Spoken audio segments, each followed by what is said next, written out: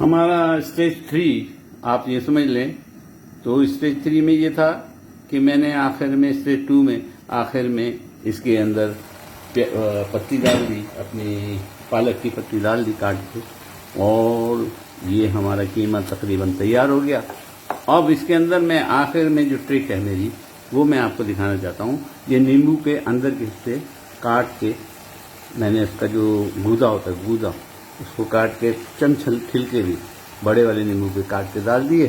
अल्हम्दुलिल्लाह हमारा कीमा ज़बरदस्त तैयार हो गया। अगर इसमें हमें थोड़ा शोरबा चाहिए तो थोड़ा सा पानी का इजाफा करेंगे और 1 मिनट पकाने के बाद ये कीमा इंशाअल्लाह 100% तैयार हो जाएगा। माज़रत खा हूँ कि 3 स्टेजेस में आपको दिखाऊंगा।